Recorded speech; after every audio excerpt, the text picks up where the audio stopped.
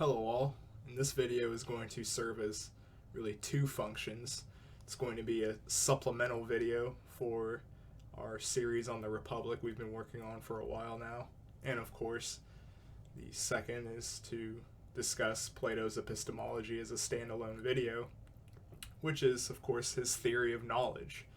And so I want to look through different selections of many of the different works in the dialogue that discuss these sorts of ideas about knowledge.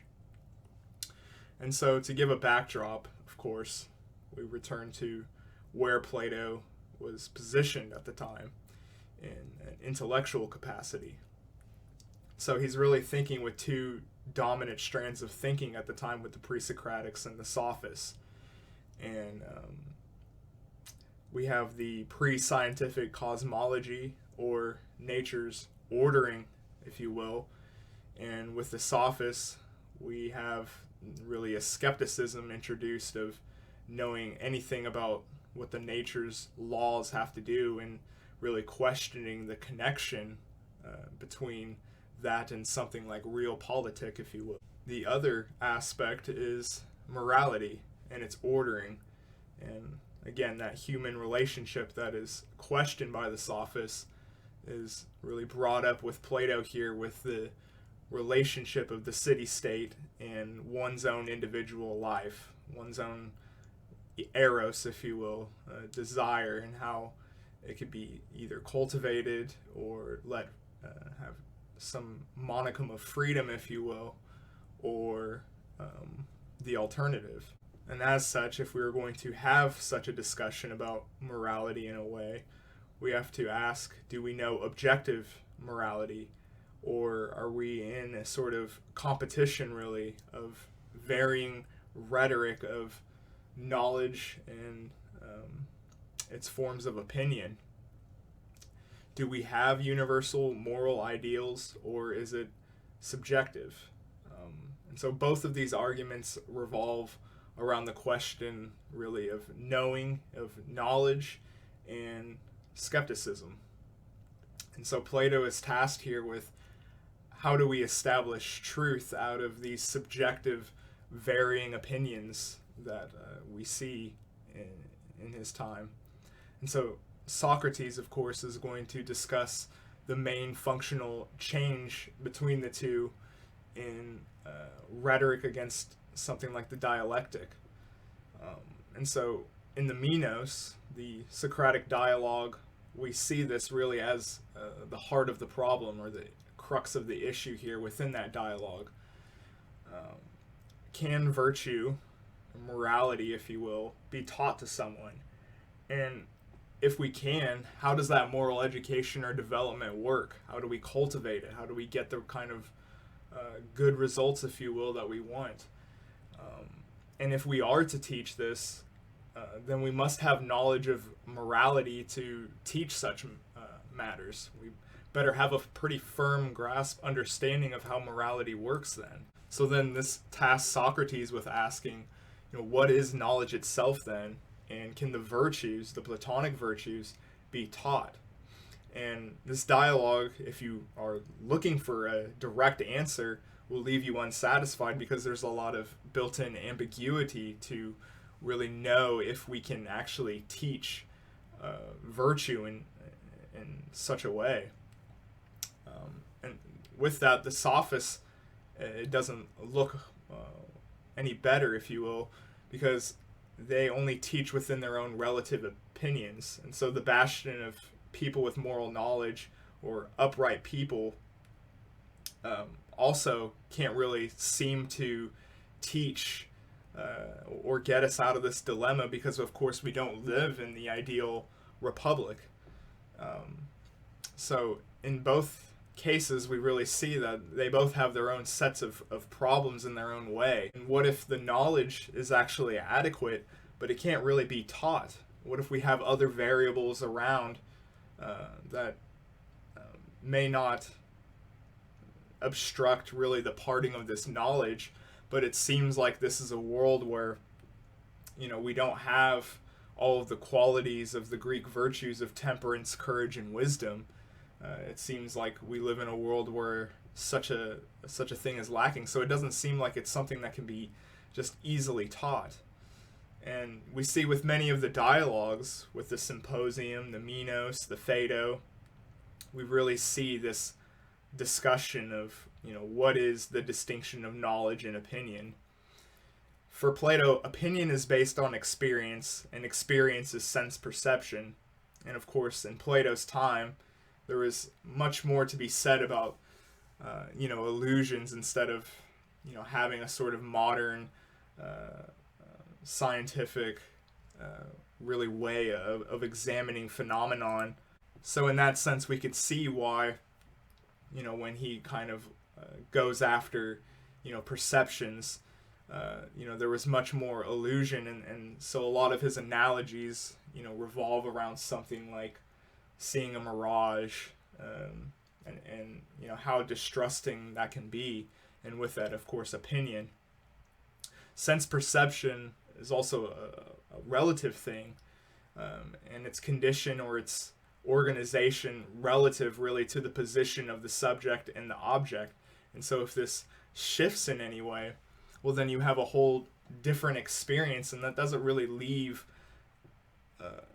much in the way of trying to conduct a knowledge or a moral order if it can be so easily done away with, really, with just someone's sense perception or where their position could be in relationship to an object.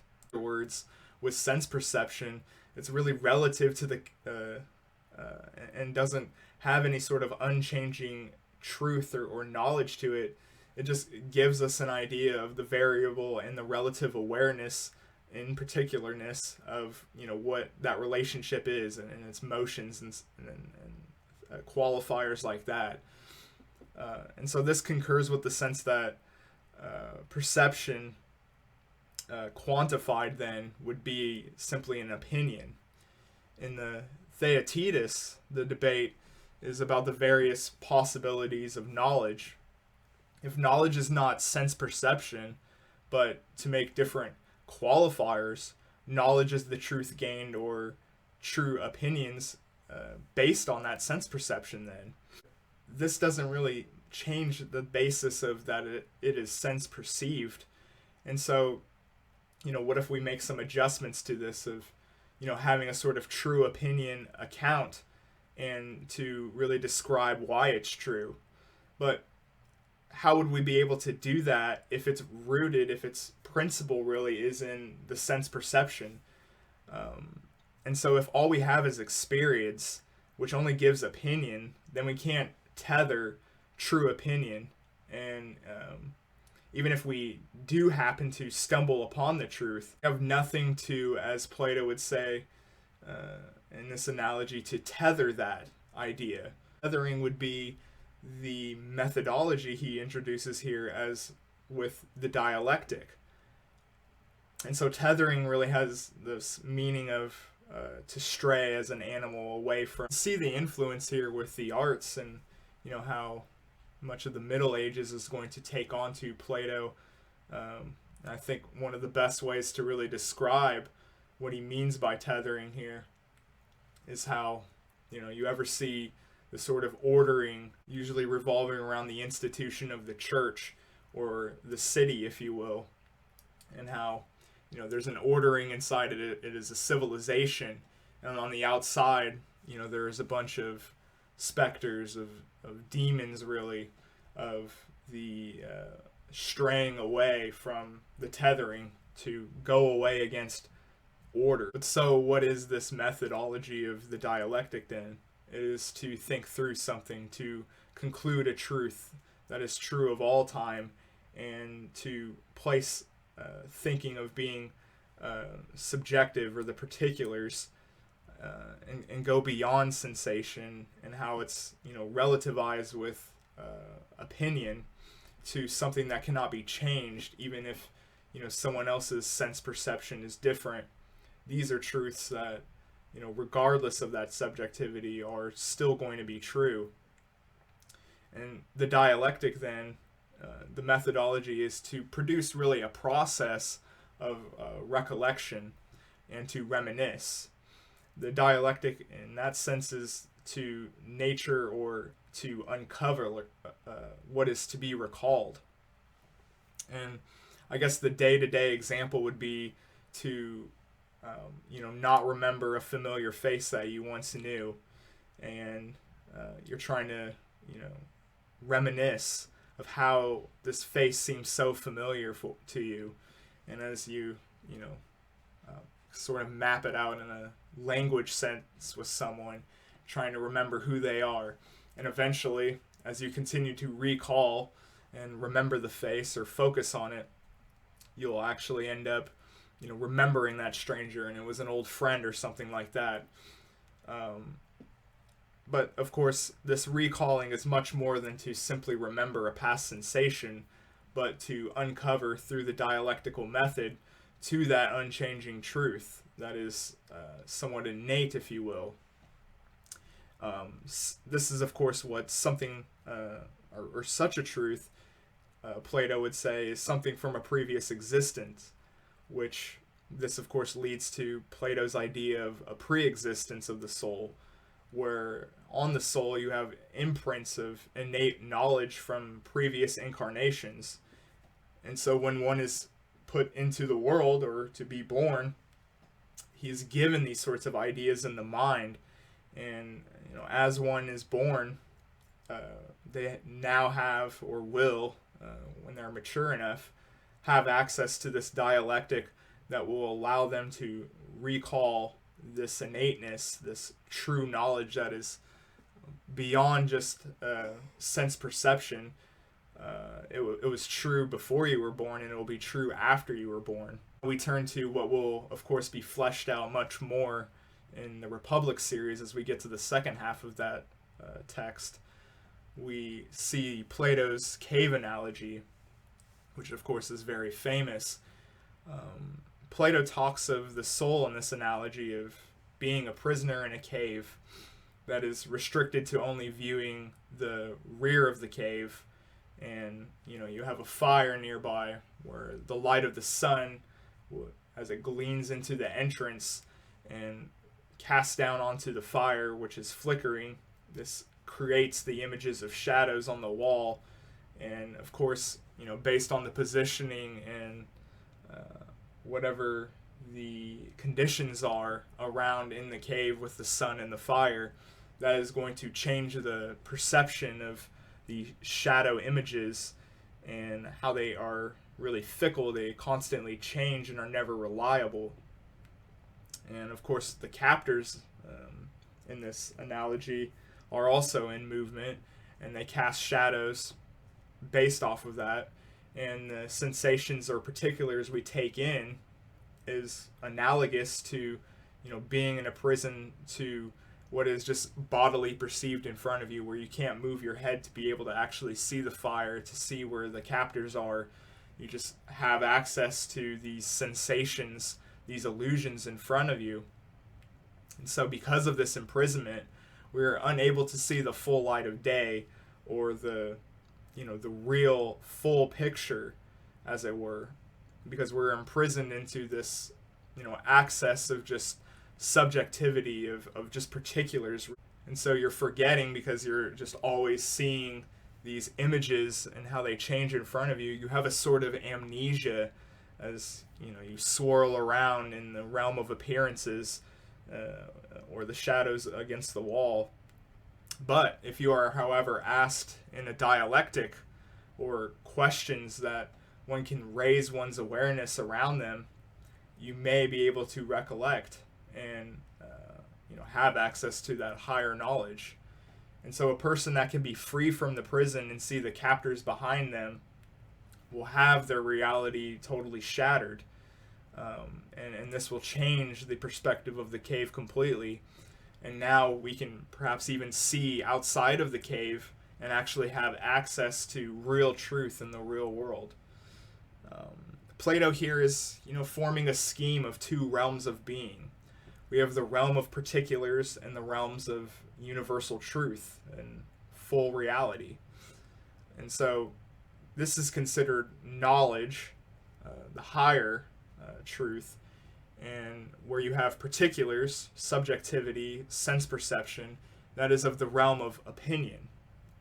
And through the use of the dialectic, we can have conversations about real knowledge and go beyond just particulars or opinion. And so true knowledge is associated with the dialectical process. Those of opinion are of the cave and really of the rhetorician and the sophist. And when we turn to now the Minos dialogue, this is a discussion about the process of recollection and what are the unchanging universal essences of something that is recollected. And we have this happen in times with particular examples, but the dialectic itself isn't an empirical generalization across the particulars. In other words, just simply happening to be right about similarities of particular circumstances in an empirical subjective way isn't sufficient and may not get to the actual discussion or the truth of what the essences are at hand. In other words, we must move away from empirical representation and to think in a more abstract way. And now I want to discuss the dialectical scheme itself, which starts off with a hypothesis about an essence, such as the question of what is justice in the Republic we've been exploring. This question goes through the Republic and offers input from the likes of course, Thrasymachus and Glaucon.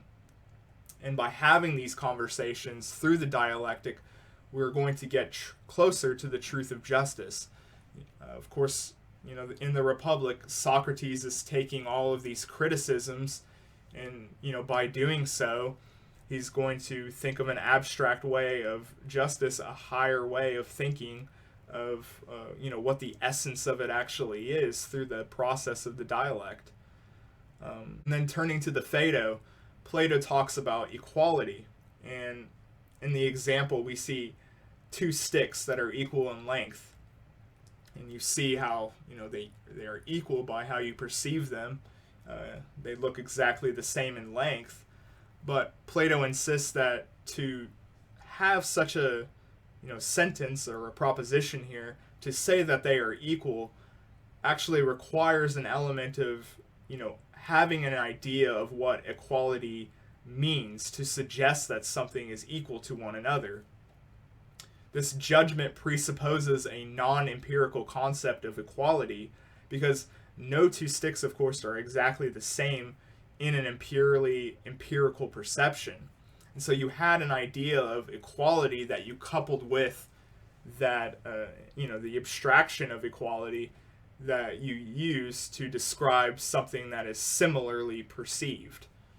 And then in this symposium, you have the distinction of beauty or ideal, and what the difference between that is with particular beautiful things that are just simply perceived in an empirical way. The ideal, however, is in the eye of the mind, and for beauty, in other words, seeing in an abstract line of thought. This fleshed with the Republic's Book 7, where we have the cave analysis of the senses or particulars are from, in that case, the bodily seeing eye, what is simply visible in front of you, whereas universal truths are of the intelligible world. And so this is a distinction of what is called Plato's divided line. One section is of the visible world, the seeing eye, of images, shadows, and reflections, physical particulars, things like animals or man-made concoctions and objects. Where as we go up the line, it is the distinction of the section where the soul makes assumptions out of images to then create conclusions. And out of those assumptions on the ascent up the line, you'll eventually reach the first principles, the start of everything. And the first principles or the reasoning and making of those inferences. Mathematics, in particular, is of the reasoning and inference section, because all mathematical systems or inferences needed or find necessary the first principles that are assumed in order to make those inferences. And how do we discern with different kinds of that awareness then? Images on the lowest end are taken at face value as of illusion. The physical properties above that is based on our sense perception. And this lower section, this bottom half here, is of appearance and opinion, how something seems to be, if you will. But higher thought starts with deductive reasoning, and the highest thought is of, again, first principles, and is used and achieved through the dialectic. Because the dialectic treats assumptions not of first principle, but as a hypothesis, and out of that will grow the rise to the status of going beyond assumption or to the first principle of it. And then you follow through to the conclusion from the beginning with the start of principles. So the four sections in the line here are one of intellectual reason as the highest. The second is of understanding, with thinking things through. The third is perceptual belief, and the fourth is the realm of seeing or picture. And the dialectic then is the path to not just use the visible eye of the lower side, but to open up the eye of the soul. And so how you do that is, of course, to be well versed in the dialectical method, to actually have in the end an account of the essence of things. The dialectic really stands as the analysis of arguments or ideas, seeking what has no prior assumptions or contradictions, and by enduring the process, by approaching dialogue in a charitable way of actually trying to love and seek knowledge, you will end up in the process of critiquing ideas, and eventually you will come out with some sort of grasping of the truth. Of course, in describing this process of really going for higher knowledge, this sounds like a lot of effort. Actually, this seems like a daunting task of taking everyone's counter arguments in, perhaps even revising what you thought was what you thought was true at one point, and having to actually revise yourself and change your way of thinking. This, of course, sounds easier on paper, and everyone says that they do a good job of this, but I think it's a lot harder than you think. And how do we actually get people to want to do this? How do we get them to love the good or to love the truth, or intellectually? And what are those dynamics involved to get a person the sort of temperament necessary to care about first principles? The sophists offer the alternative of wanting to have tricks and get ahead in life, and that sounds pretty appealing. First principles sounds hard, and a lot of times perhaps not even gratifying. Plato looks to this in the Symposium, where outright the question of love comes up, the eros, desire, if you will. And so people must desire the good to know what is good, or to desire the truth to know the truth. How do we get people to do that? How do we get them to go through the dialectic? How do we get them to love the good? Because we somewhat stumble on a sort of circular way of looking at it.